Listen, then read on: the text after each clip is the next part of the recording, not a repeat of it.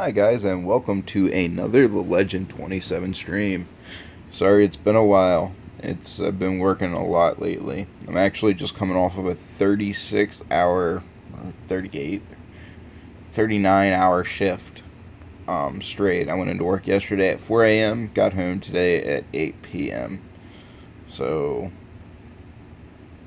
yeah, 38 hours straight. Coming to you today, I'm going to talk about the new hero. Going to talk about the summoning event, do some summons, and talk about party mechanics a little bit. Now that I've been playing a little bit more and been getting better with the mechanics of the game, getting more comfortable with them. We'll start off with talking about the new hero. It's a water hero. It can go up to 6 stars, so which means it can go to a 9-star hero. Her name is Emily. She's a priest. She's got a decent amount of HP and shield. So overall, she could be a really good character. She does 90% damage to all enemies and increases your ally speed by 25 for 2 rounds. Now, 25 speed increase may seem like a lot, like when you hear the number 25, like 25%, but it's not 25%. The average hero just starting off has like 786, and then a lot of them have like over 1,000 once you do your equips, or right at 1,000. So it's not really that big of a jump, but because almost all heroes are really close in speed, when you're up higher levels, that extra 25 speed is going to mean the difference between you attacking first or them attacking first, and that's huge, or it can be huge situationally. In different situations, it can really mean the difference a lot of times between winning and losing.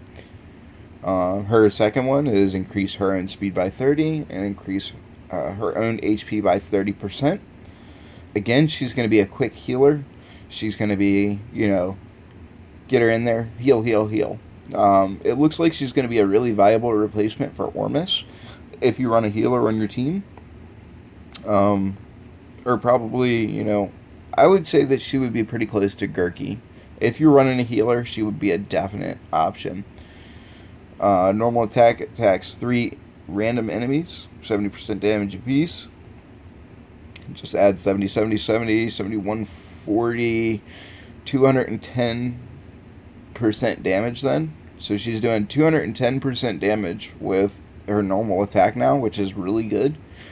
For just a normal attack. She's increase allies' attack by 22% for 3 rounds when HP drops below 50%. Okay, so I want Emily. She is a buffer like crazy. Except for she does no healing.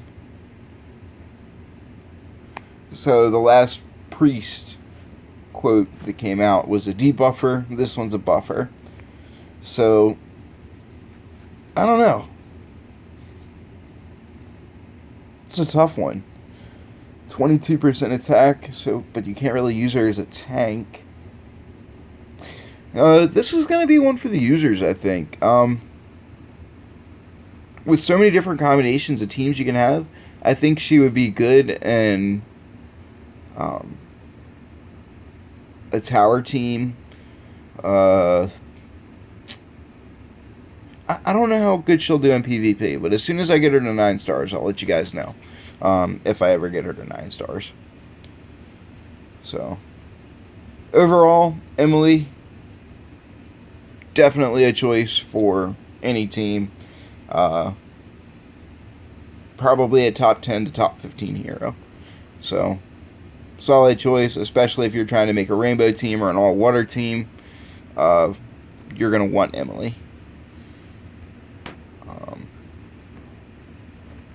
So, the new event that's out is one we've had a million times that just keeps coming around. These devs need to, seriously think about this, adding in some kind of events that everybody can do. Without spending, thousands of dollars, there's no way to win this, to beat this event. That's my biggest complaint to the developers of this game, is it takes so much money to even think about playing it. And beating these events. So most people might, in the time that this event is going to be going, so 24, 48, 48, and 48 is... So basically like 4 days. These events run for like 4 or 5 days. And the lowest prize is 20 summons. It's not like we get a heroic summon every day. It's a heroic summon every 48 hours by the game's default. When you add in everything, most people might get 2 summons a day. So most people are going to get like 10 summons. Maybe 15. In the whole event time without spending money. The devs need to start making events that everybody can play and everybody has a chance to do something in. I mean, 50 summons just to get the lowest. I mean, I spend money on the game now because I'm, wanting to make these videos and I just enjoy it. But my situation is uncommon, I believe. How many of you guys out there want to spend $100 on this game? And $100, it's not even like $100 gets you high up in the rankings. That gets you the lowest, or the second lowest position. So that's 1, 2, 3. You'd probably have to spend like $500 or $600 to beat this little event. That's crazy. The devs need to make it to where, okay, if they're going to do an event like this, then they need to have something that we can do to get more heroic summons. Like, special dungeons or just anything that we can play at that we'll have to spend time to do it, Games shouldn't be, okay, you're either a free player that has no chance whatsoever or paid to win, where the only way you stand a chance at winning is pay to win. Now, I'm a pay to win player, and I don't have a problem admitting that, but there's so many people out there that can't. So the devs need to add an option for those people that want to grind, or they're going to see their game die really quickly. It's been probably on a steady growth for now, but that doesn't last forever, guys.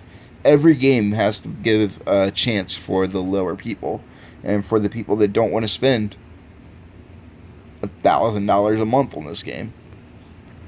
So, team mechanics. So the more and more I play, the more it's not so much about power hitting one time anymore. It's gotten to be more about what the secondary abilities are. I've decided one of the most useful characters in the game, point blank, period, hands down, no questions asked, is Ice Blank. For a few reasons. One, he's crowd control like crazy. He freezes everybody. He's a hard hitter. He just he helps you do a lot of crowd control.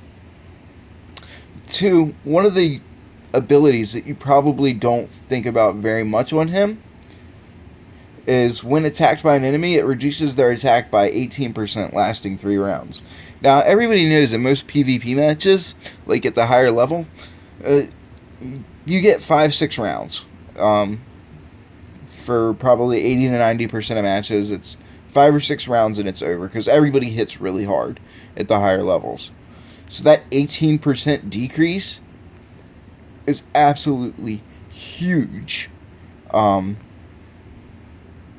Ice Blink is the character I used to get past level 290 in the tower.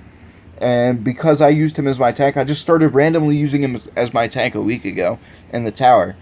And just by switching over to him versus Dantalion, which is the best tank in the game and is 20 levels higher than him, I was able to get up nearly 20 more levels in the tower. So it's more and more about the extra abilities than just the hits and just the simple crowd control. We have to start looking deeper into the different abilities and different character heroes, what they have to offer, if we're to be able to get up and play at higher and higher levels. So yeah, it's definitely time to start thinking about, as you reach up to the 100s, 110s, 120s, people need to start thinking about more than just simple okay, that's a tank. I'm going to use a tank. I'm going to use an attack, and I'm going to use a healer. You know, the very basic team structure. You need to start looking at the enemy teams, seeing what they're made of, seeing how they hit, and then counteracting them. For example, if I'm up against a team that is nothing but damage over time, like a lot of damage over time, like a Margaret, 2 Walters, Melassa, and Faceless, and then a tank. That's obviously a team that wants to end that game really, really quickly. That's going to be a really, really slowly. That's a DOT team. So if you let that match roll out, like last around 10 or 11, where they've got that tank there stopping you and they're trying to work their damage over time stuff, you're going to lose because those damage over times will end you. Like somebody running 2 Walters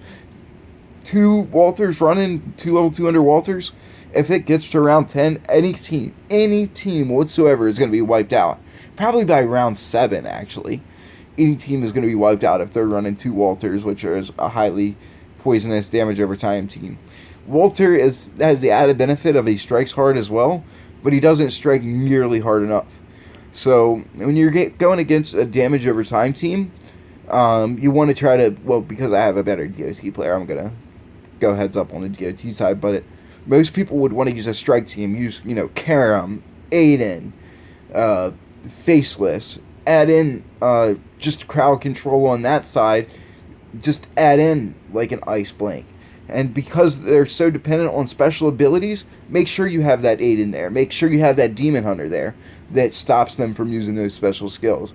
So you want to start looking more and more into when you look at their team, imagine how they want it to play out. Do they want this to be a quick match?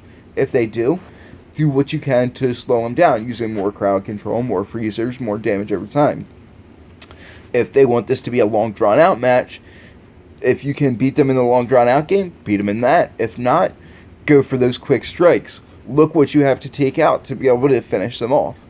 So after you have your steady Eddie team, that's when we're starting to look at more situational, more, abstract heroes that are going to be good in a pinch. For example, after I get, my team up and running, my good team up and running, I'm going to go back and I'm going to make stuff like, Illyria is definitely going to get made. So that way when I go up to against, in the tower against all priests, I'll have a definite anti-priest hero, or assassin. And different characters offer huge boosts against different types. And then you also need to be looking really heavily at, like, the type that they're using. A lot of times people will have a favorite type. Here, I'll give you an example. Just doing some arena battles real quick. Everybody in KW is my guild. So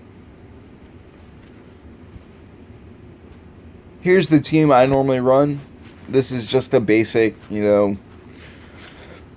all around solid team. I run my Dantai and my Walter in the front because they last forever, and that's my damage over time. My Karam and my Faceless, which is my strike, damage. My Ice Blink is for my crowd control, and he's also in the number 3 slot, just in case they do power through my first set. He's there to slow them down even further because of that 18% decrease. And then Aiden in the last slot because that's normally the last slot to die. And of course, Aiden's special ability is if they make it to him, he's going to deal out a lot of pain there at the end. I really should have it Aiden and then Karam, so that way Aiden's the second to last to die, because Aiden's special ability is when he dies, he deals out 65% of his damage. Life is damage. So that way he'll get off one last hit and still have somebody surviving. So, everybody knows that, Leaf is good against Death. Death is good against Holy. Holy is good against Fire. Holy/water, whatever you want to call it. And Fire is good against Leaf. And then uh, light and dark are opposites of each other. So when I was saying most people have a favorite element, this person is obviously, well, that was a pretty even team. But they had, fire, grass, and I think death and water. Pull this up. So they had 2 grass, 2 fires, a death, and a water. That's a pretty evened out team, actually. But, so 2 grass and 2 fires. So obviously, if you used a fire-water team against them, you would be really strong against them. They wouldn't have any of your weakness, you would have their weakness.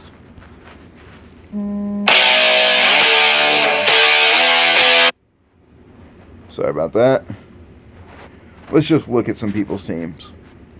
So we got 2 death, 2 grass. Say you run a... I would run a fire grass team against this guy. This guy's got 4 grass. All fire team. 2 grass, 2 fire. It's... Just look at what they're made of. As you get higher up, you're going to see what they have, and you'll be able to use that 30% bonus hit and 30% damage and 15% hit to your advantage. And that's huge later in the game. That is absolutely gigantic, 30 extra percent and 15% hit. This person has 3 fires, so if you ran a heavier water team or holy team, you would have a huge advantage over them. So, later on in the game, when you're looking at more stuff like that, that's what you need to be paying attention to. What's their team made up of? What's my team made up of? Where are they weak at? What kind of things are they trying to do with their team? If they're trying to run a rainbow team, do they have one character that's just really weak? Where are they more than likely going to use that character? Do I need to focus more on the front or the back? Because some heroes hit the front and some heroes hit the back. You have to kind of guess some of that stuff, but after you're up in the higher ranks, you're going to face a lot of the same people day after day after day. So that's what you need to think about. After you have your main every day, every way team that you just, blindly pick out, like I have my main every day, every way team that I just showed you guys, that no matter what, I stand a really good chance. When you start getting into those more, I need to beat this one person type situations, really take advantage of what type of team are they running, like, as in, like, grass or holy or fire. And, another huge part of that is, what is their strategy going to be and how you can counter that. We're going to hit the front, the back, whatever. Shout out to my guild. You guys are freaking amazing.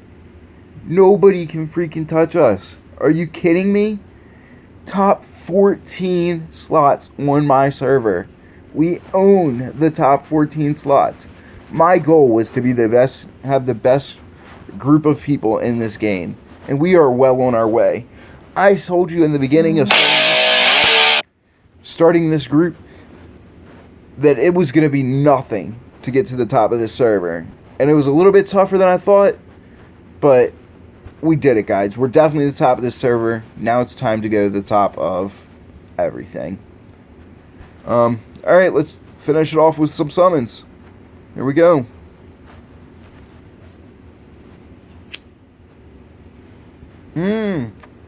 A 5-star my first jump. Yay.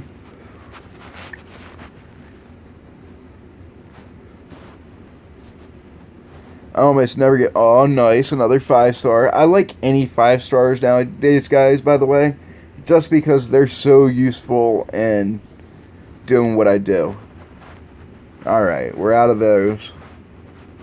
I'm going to do one more 10 summon because I'm feeling lucky.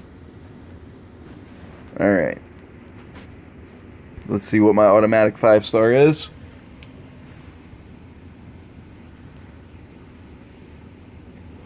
That's all just food, guys. All just food.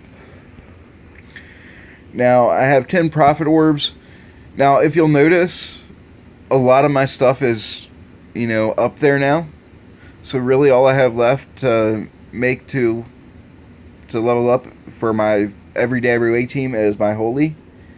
And plus I'd like to get an Emily, so I'm going to go Holy this time.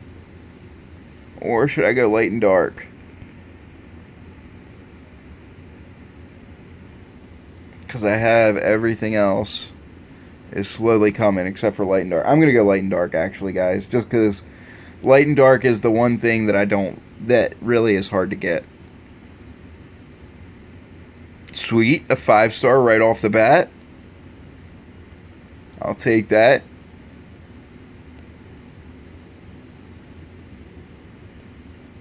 Okay, 5-star pieces. There we go. 4-star, another 5-star. Another 5-star.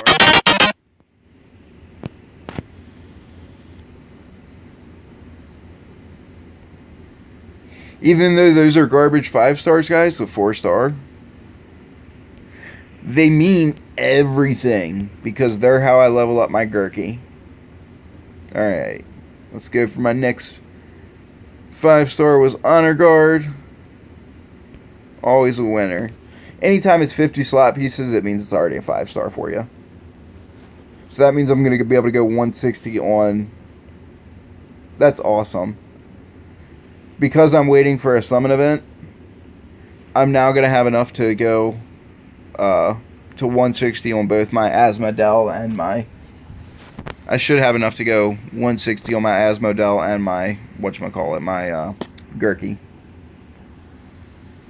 So, or not Asmodel and Gurky, but what's his name? Dark Arthanol and my Gurky. I'll finally have 4. See? I'll have 4 there. And I've already got 4 there. But I'm trying to... So yeah, I have 4 in both of them. So I'll be able to go up to 160. And I'll be well on my way. Well, it'll take me forever, really. Because to go past the 160 mark, you have to have 6-star and... I think it's 2 5-stars. So altogether, you got to have 7 5-stars. So, anyways, I hope you guys like my video. Until next time, peace. Like it. Comment it down below. Subscribe. Come on, guys. I need some comments. I need to know what you guys want to see. Please. Thank you. All right, bye.